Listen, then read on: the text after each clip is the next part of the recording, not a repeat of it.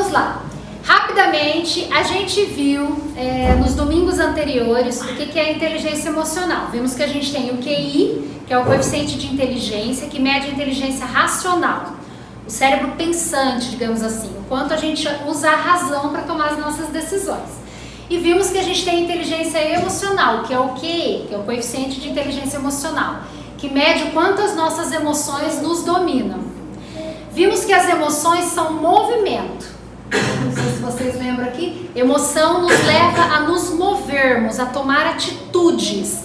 Está relacionada à atitude, né? A algo que a gente faz de forma impulsiva.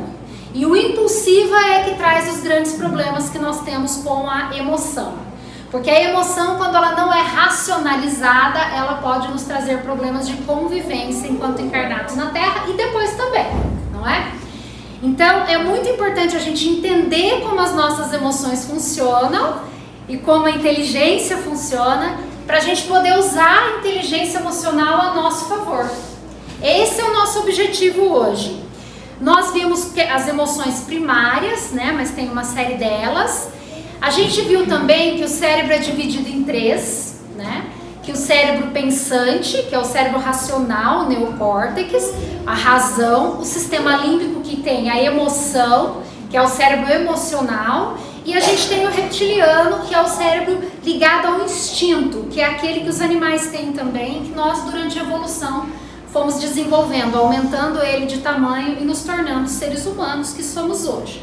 Em linhas bem rápidas mesmo, tá bom? O que é importante a gente lembrar é que o sistema límbico controla a emoção e o neocórtex controla a razão, basicamente. E se a gente estiver muito próximo do cérebro reptiliano, instinto, nós somos selvagens. Então, quando fomos criados, a gente tinha esse tronco cerebral tomando muito conta da nossa vida. A gente agia puramente por instinto. Mas o instinto, ele também nos auxilia a nos salvar. Ele preserva a nossa vida. Ele é muito importante também, tudo bem? Todos são importantes, porém, conforme evoluímos como pessoas, como seres humanos, vamos ganhando mais razão, mais inteligência. É isso que é importante a gente pensar.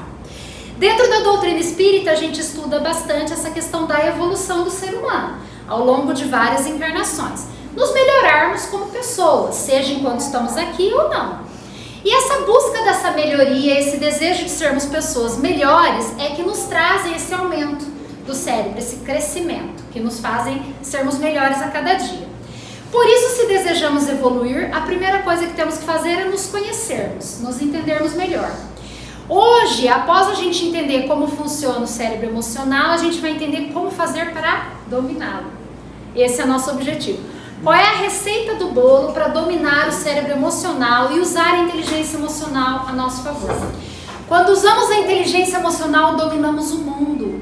E o dominar o mundo, quando você fala isso no mundo corporativo, né, na sociedade, as pessoas entendem isso como poder, status, que é o que as pessoas buscam, as pessoas mais materialistas. Mas nós, que somos pessoas que buscamos essa paz espiritual, esse desenvolvimento espiritual, né, todo esse processo para nós, que é sermos pessoas boas, pessoas melhores, está ligado a um domínio do mundo diferente desse que vocês vão ouvir lá fora. Aqui é nós sabermos exatamente como usar a inteligência emocional para nos relacionarmos, para aprendermos mais sobre o outro, para sermos menos egoístas, para sermos pessoas realmente boas e positivas. Porque se formos positivas, nada nos abala, nada nos afeta. O mundo é muito mais bonito quando somos positivos, independente do que está acontecendo conosco. Então a gente estudou esse desenvolvimento do cérebro, ó, como ele foi crescendo. Viu aqui que o neocórtex, apesar dele ser o cérebro, a inteligência racional, ele tem elos de ligações com o cérebro límbico, com a inteligência emocional. Por ele ter esses elos de ligação, mesmo durante as emoções, a gente consegue usar o cérebro pensante para dominar, para usar a nosso favor. Esse é o objetivo aqui desse slide. Estudamos a amígdala, que traz toda essa questão do gatilho emocional, que as vivências passadas, tanto nessa vida quanto em vidas anteriores, nos criaram como se fosse um planejamento de ações ao longo de algo que acontece, né? Criaram memórias que nos fazem agir impulsivamente. Memórias que causam o que a gente chama de um gatilho emocional. Fazem com que a gente tome decisões sem pensar, certo? É como se elas startassem uma reação emocional que o cérebro pensante não consegue controlar.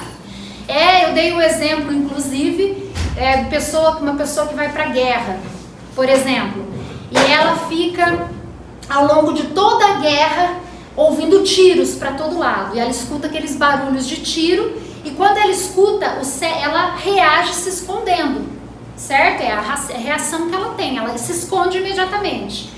Isso cria uma programação do cérebro dela, ela programa ele para que sempre que ela ouça um barulho, ela se esconda. Um barulho alto, né, como de um tiro. E aí isso pode gerar um gatilho. Quando ela volta, ela tem um medo muito grande de barulhos, né? E ela ouve um barulho, um estrondo, às vezes um raio, ela acha que é um tiro e ela se esconde. Sem perceber, ela está se escondendo, está fugindo. Por isso que as pessoas voltam com questões assim tão complexas, psicológicas, para serem resolvidas, porque elas criaram gatilhos emocionais. Mas esses são exemplos extremos. Os gatilhos emocionais estão ligados a coisas simples, coisas bobas às vezes. Então, algum medo que você tem que você não entende por quê. Por que eu sinto tanto medo de altura? Por que eu sinto tanto medo de falta d'água? Por que eu sinto tanto medo de cheiro de coisa queimada? Por quê? Né? Eu sinto medos que são irracionais e outras pessoas falam assim, mas gente, por que você está tão nervoso com isso? É uma bobagem para outra pessoa. Mas para você, aquilo tem um impacto que mexe com o seu corpo, produz adrenalina, cortisol e faz com que você fique em estado de pavor e não consiga se mexer em algumas situações. São os gatilhos emocionais. Eles podem ser mais ou menos potencializados, né? Aí vai depender das situações. Então, em linhas bem gerais, a gente estudou isso. Então, o que a gente precisa lembrar é que todo o nosso depósito de memória está aqui no sistema límbico, tá? Na amígdala cortical. Ela que guarda isso. Ela age como uma sentinela psicológica. Ela rastreia. Tudo que acontece conosco, ela vai rastrear se tem perigo. Se tem perigo, ela soa o alerta. O gatilho, e aí ocorre o sequestro emocional. Lembram disso? Dos gatilhos aqui, passando rapidinho, do inconsciente cognitivo, que é aquele que nós não temos consciência. Esse inconsciente cognitivo, ele tá como no iceberg ali, ele tá embaixo, você não tem consciência.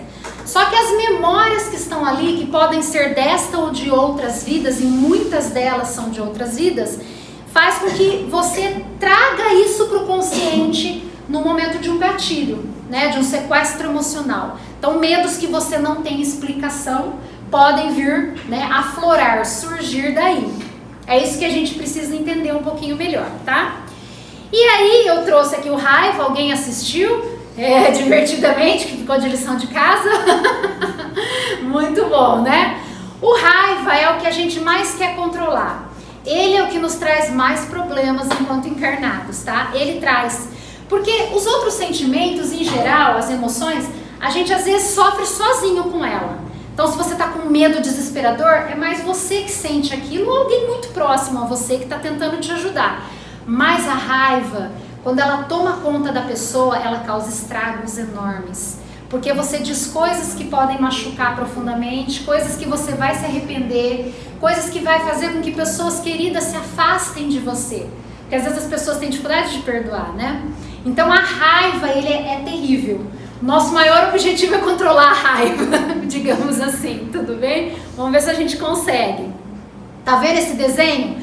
Toda vez que vocês sentirem raiva, vocês vão lembrar dele agora, ó. Meu cérebro tá desse jeito. Vou tentar acalmar ele um pouquinho, tá bom? Eu vou dar a receitinha aqui, tá? Aqui começa o dia de hoje.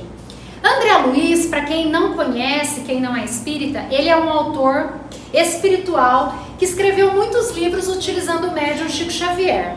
Ele traz muitos ensinamentos importantíssimos para nós espíritas e também para quem não é, porque é muito científico tudo que ele ensina, então vale a pena estudar, tá bom?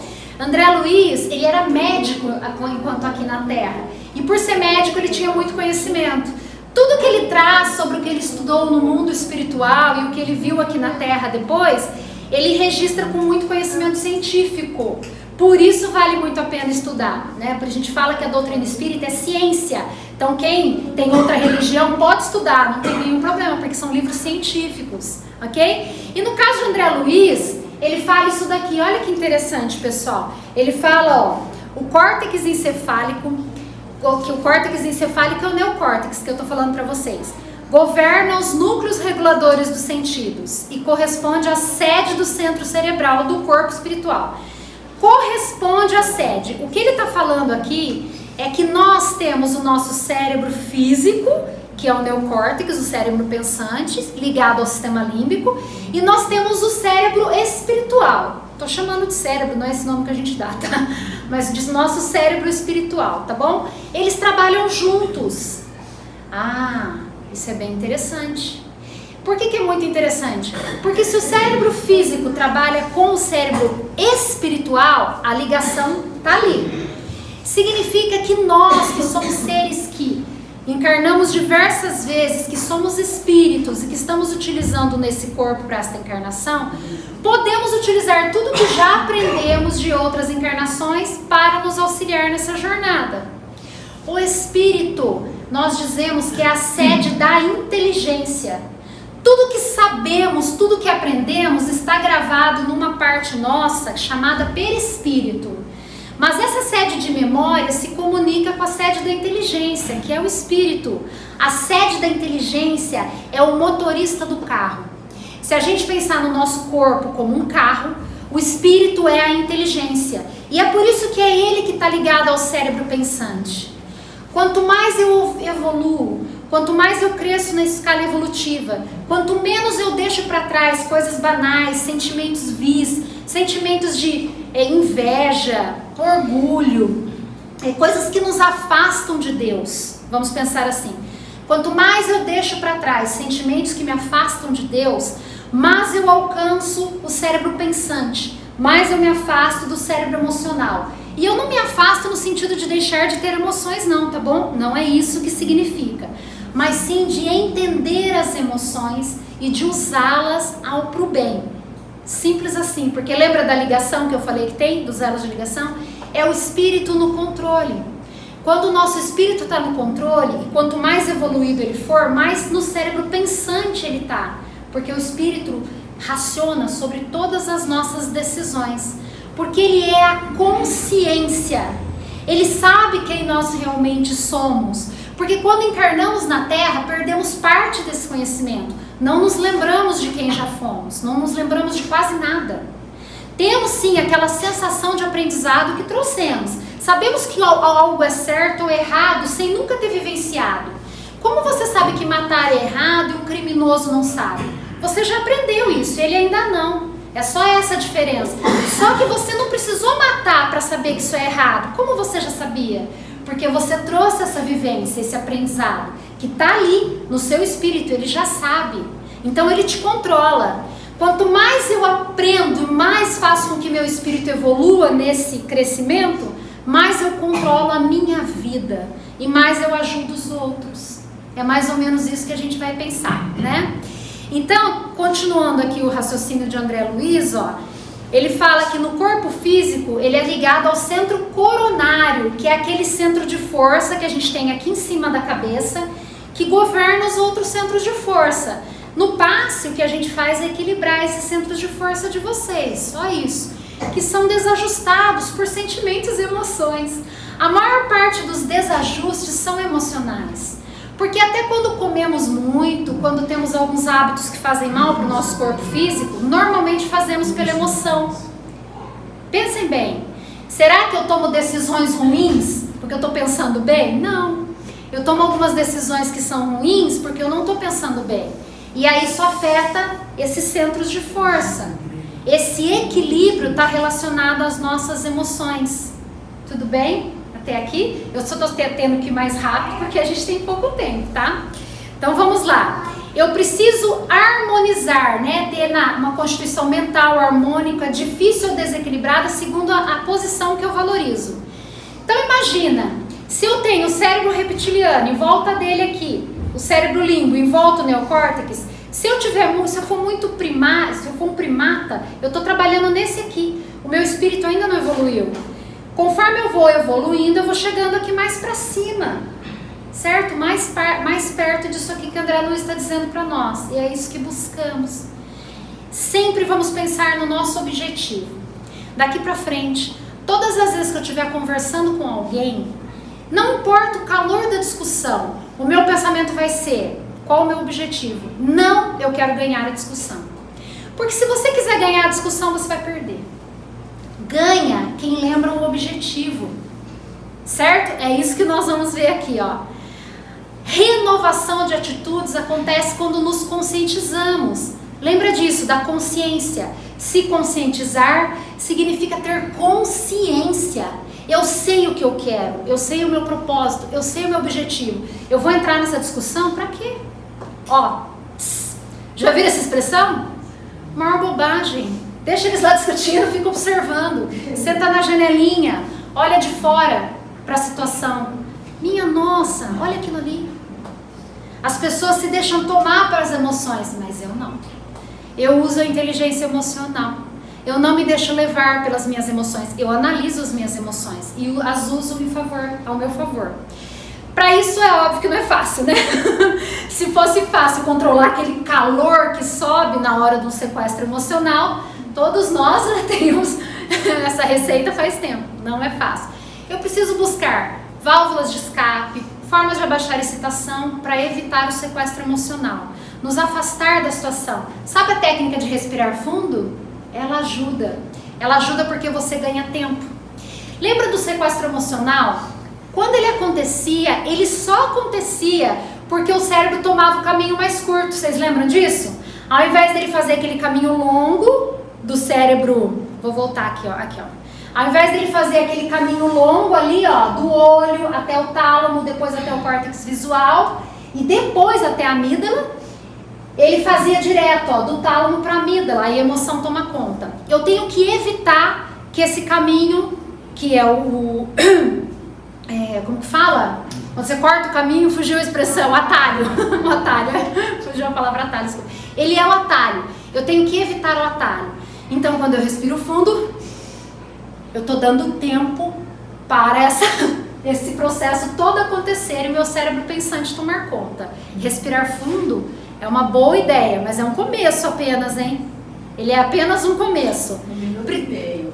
A ciência diz que nós conseguimos reagir em 1 minuto e meio respirando. 1 minuto e meio. É, você viu? Mas respirar fundo de verdade, não é só assim, ó. Conta 4. Já ouviram 4 em 4? Você respira contando 4. Segura 4. Solta 4. Isso é respirar fundo de verdade, tá? Mexendo aqui com o diafragma. Tá bom? Autoconsciência. Aprenda a conhecer seus pontos fortes e seus pontos fracos, porque você pode usar os seus pontos fortes para controlar e amenizar os seus pontos fracos. No que eu sou bom realmente? Quais são meus pontos fracos? É preciso ter coragem para olhar para si e identificar os seus defeitos. Pouquíssimas pessoas têm coragem de fazer isso. Porque quando você faz isso, você está travando uma batalha contra você mesmo. Eu admiti que eu sou falho, admitir que eu cometo erros, admitir que eu não sou tão bom quanto ele, a gente tem dificuldade demais para isso. Olhar para você mesmo, autoconsciência, no começo é bem difícil, mas é isso que nos traz evolução. Porque quando eu admito que eu sou falho, quando eu admito que eu preciso melhorar nisso, eu consigo realmente começar. É o primeiro passo para você mudar aquilo que faz mal para você ou que te incomoda, não é? Então, os seus pontos fracos, entender suas emoções. Às vezes você está numa reunião de trabalho e algo que a pessoa te fala te faz virar o raivinha, fogo saindo na cabeça, e você não sabe por que. Você fala, para pensar, por que eu me senti assim quando ele disse aquilo? Tem um motivo, sempre tem um motivo. E se você entender qual é o motivo, isso pode mudar. Porque ao entender o motivo, ter a autoconsciência, você pode decidir controlar. Começa por aí. Nós temos crenças, pensamentos que nos limitam tá? Nos limitam ou nos ajudam, lógico também, né? Obviamente que as regras que temos às vezes nos auxiliam, mas elas também nos limitam. Às vezes tem um pensamento pré-concebido de algo, você tem certeza que aquele é daquele jeito, tem certeza, porque sempre foi daquele jeito, sempre funcionou, e por que alguém quer te dizer para fazer diferente? Só que às vezes você está tão viciado na situação que você não consegue perceber formas mais fáceis de resolver o problema. E aí chega alguém de fora, alguém que acabou de chegar no seu trabalho, aquele cara que chega e começa a aparecer e nos incomoda, e aí ele dá uma ideia. Mas viu, por que vocês estão fazendo assim? Não era mais fácil fazer daquele jeito?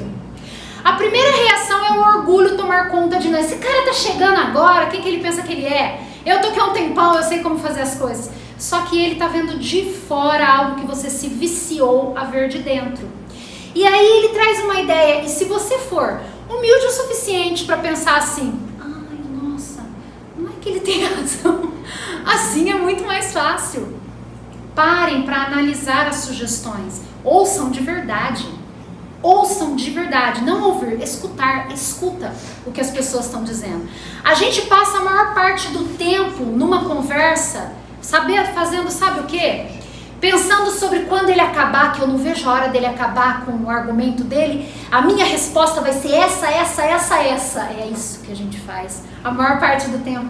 Mas, se você praticar a escutativa, parar para ouvir o outro realmente, entender o que ele está dizendo, o seu cérebro vai ter tempo para pensar e decidir. Isso é crescimento, certo? Não se preocupa em ganhar a discussão. Qual é o objetivo? E se a ideia dele for melhor? Qual o problema de eu dizer, nossa, verdade, você tem razão, sensacional a sua ideia, vamos fazer. Qual é o problema? É o que impede a maioria dos chefes, o orgulho de ouvir o outro, porque ele acha que talvez ele possa perder o lugar dele, certo? Então, não deixe que crença e pensamento limitante te atrapalhe, ouça o que o outro tem a dizer. Vá ao encontro dos seus erros emocionais. Isso vai gerar um grande desconforto para você no começo, mas depois, esse embate que você vai fazer, vai permitir que você se entenda e possa evoluir. O autoconhecimento evita o gatilho emocional, porque você percebe quais são eles. E a hora que você identifica o gatilho emocional, você tem mais facilidade para controlar, porque você antevê o problema. Por exemplo, eu não gosto daquela pessoa. Talvez seja uma pessoa de uma outra vida. Talvez seja alguém que já cruzou a sua jornada nessa encarnação em outra e que você não gosta. Você não tem afinidade com ela. Tá tudo bem, nós temos os nossos desafetos. Só que você sabe que aquela pessoa gera um gatilho em você. Qual é ele e por quê? Certo? Pensem sobre isso. Vamos dominar as emoções fazendo um processo de racionalização espontâneo. Lembra que a Sônia falou? O sequestro dura poucos segundos. O sequestro está acontecendo, hein? Está acontecendo, a emoção tomou conta. Eu só preciso de dar tempo para aquele caminho que eu mostrei para vocês.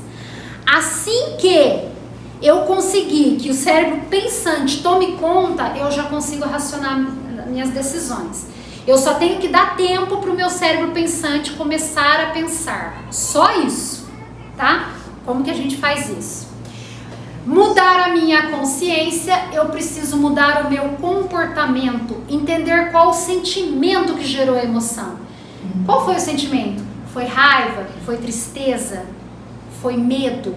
O que gerou? Para eu entender. Isso é autoconsciência. Qual foi o sentimento que gerou? Pensa sobre isso. Não é fácil, tá? Anota. Em quais situações eu me senti assim? Começa a anotar. Eu me senti assim. Nossa, eu lembro de ter me sentido assim nessa situação. Anota. Quais são as situações que te incomodam para você ir mais preparado para lidar com elas? Eu vou na reunião, almoço da família. Meu pai do céu, almoço da família. Sempre tem aquela discussão que gera isso, e aí eu brigo com fulano e eu saio de lá me sentindo muito mal. Eu vou ter a mesma sensação? Como que eu vou agir sobre isso? É muito difícil. É muito difícil. Eu estou dando a receita, mas não estou dizendo que eu consigo fazer tudo isso. Tá bom? Então, pensa, tenta avaliar o que você sente no seu corpo. O que eu sinto na hora que passa essa emoção? Se você avaliar isso, talvez você entenda melhor. Tá? E aí, eu vou para o segundo passo.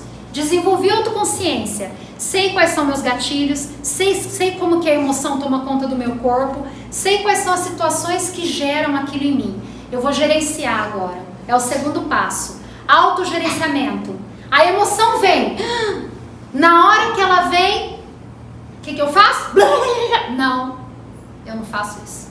Eu tento entender por que estou sentindo isso. Por quê? Olho de cima. É como se eu saísse da situação, subisse num mezanino e olhasse para o meu corpo lá embaixo. Olho de cima. Por que eu estou sentindo isso? Me pergunto, esse pensamento me aproxima ou me distancia do meu objetivo? Se eu brigar aqui, será que eu vou resolver meu problema? Eu vou conseguir convencer alguém brigando? Já funcionou para algum de vocês? Brigar convence alguém de alguma coisa? Nunca. Não convence. Vamos trabalhar com ganha-ganha, não ganha-perde. Ele ganha, eu ganho. Eu ganho, ele ganha. Por que eu tenho que ganhar e ele perder? Ou por que ele tem que ganhar e eu perder? Não, ganha-ganha. Como resolver essa situação? Qual é o comportamento mais adequado nessa situação? E aí a gente vai ver no terceiro passo como a gente avalia isso. Eu mantenho o foco distante, pensamentos negativos. Nós julgamos os outros. Então a pessoa às vezes ela está com uma dor. Ela simplesmente está com uma dor de cabeça. Então ela está com uma cara meio assim. Aí você já julga ela. Você já acha que ela está achando ruim estar conversando com você. E ela só está com dor de cabeça. Ela está com aquela cara que ela está com dor. E ela não vai falar, porque ela não tem que falar. E a gente julga. Então não se preocupa com isso. Pensa positivamente sobre a situação. Não importa o que ele está sentindo, importa o que você está sentindo no autogerenciamento. Mantenha a perspectiva sempre positiva, sempre acreditando que todos nós fazemos o melhor que podemos. Porque mesmo que o melhor que eu possa fazer seja pouco, ainda é o melhor que eu posso. Mesmo que o que ele possa fazer seja pouco, ainda é o melhor que ele pode. E por que eu vou julgar?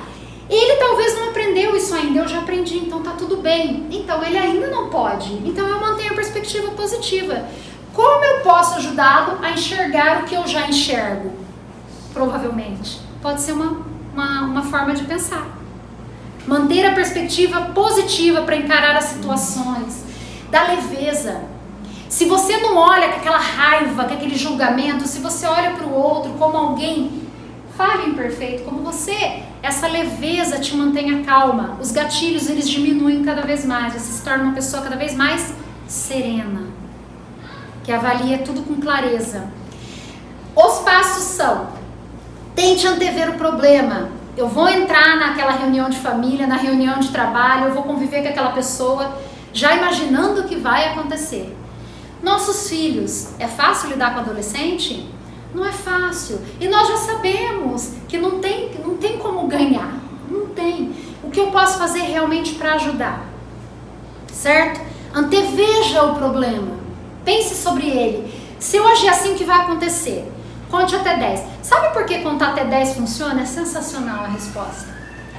Quando você conta até 10, você aciona o seu cérebro pensante. Porque não é o emocional que conta, é o racional. Você está acionando ele antes do caminho que eu mostrei do sequestro. Olha isso, nunca disseram isso para vocês. E você achava que contar até 10 não funcionava. Mas funciona. Se você parar para contar até 10, você consegue fazer o cérebro pensante começar a agir. E aí você não toma as decisões impulsivas. Afasta-se da situação temporariamente. Se você não consegue, se alguém está te irritando muito, respira fundo e fala: olha, eu preciso ir ao banheiro, me dá licença um pouquinho. Sai da situação, até que você se recupere. E por último, projete-se para fora do ambiente. Se eu não posso sair da situação, pense em alguma situação da tua vida que te deixa muito feliz. Pode ser o dia do nascimento dos seus filhos, do seu casamento, o momento que você teve com seus pais, uma viagem que você fez, que você se sentiu em paz, né? Que você foi para aquele lugar e sentiu a presença de Deus.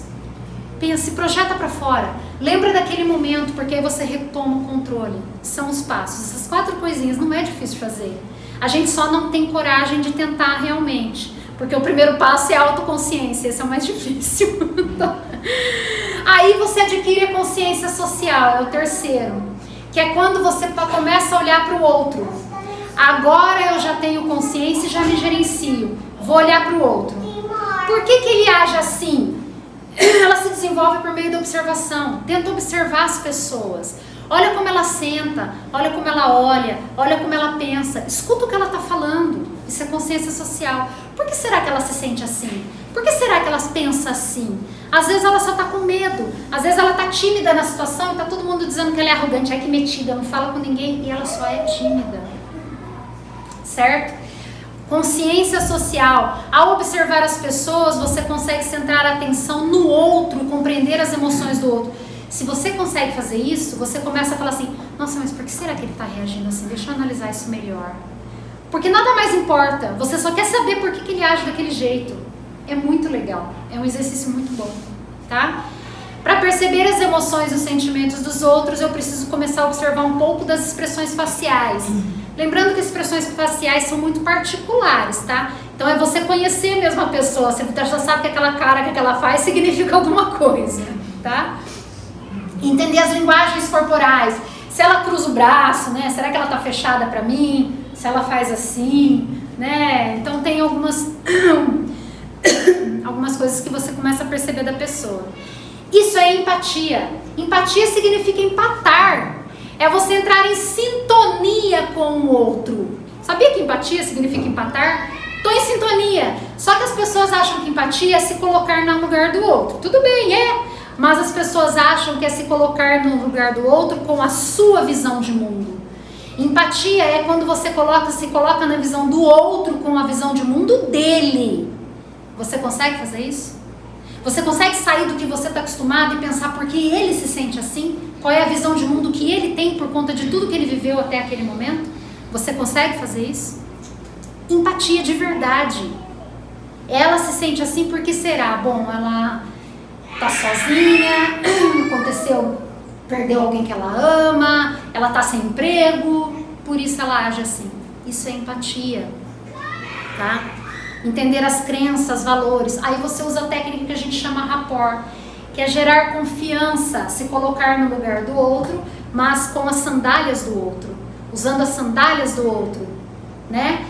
No inglês eles usam a expressão in their shoes, in her shoes, in his shoes, que é nos seus sapatos. Então é com a sandália do outro, isso é bem uma tradução mesmo, tá? Então entender a individualidade. Nossas atitudes são reflexos dos nossos sentimentos. Agimos o tempo todo de acordo com os nossos sentimentos. Lembrem disso.